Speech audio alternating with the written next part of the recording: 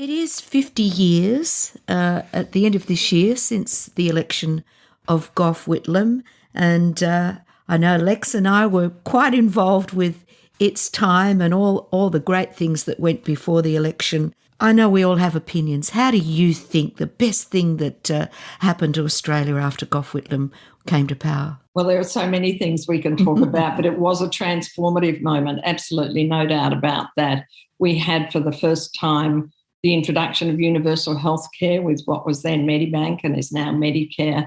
We had free tertiary education, which is just extraordinary, and the numbers of so many families that have never been able to send children to university were deeply affected by that. Women in particular, who traditionally their brothers may go to university, but the family was not in a position to also send their daughters. So many women returned to university in middle age to get a degree.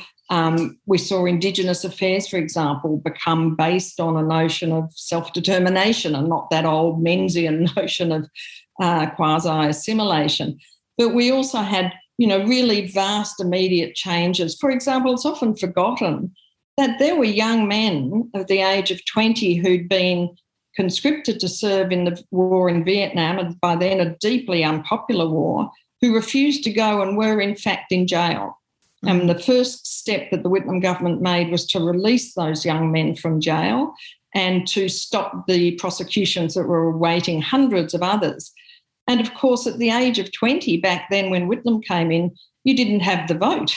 I mean, young people today probably wouldn't know that the voting age was 21, not 18. And again, there were so many electoral reforms. So, look, on so many levels, this really did transform Australia and it modernised Australia. And it's not too much to say that that's the impact of the Whitlam government. And it remains today, those reforms were lasting reforms. And we tend to take them for granted now, like Medicare, but they would not have come about except for the Whitlam government.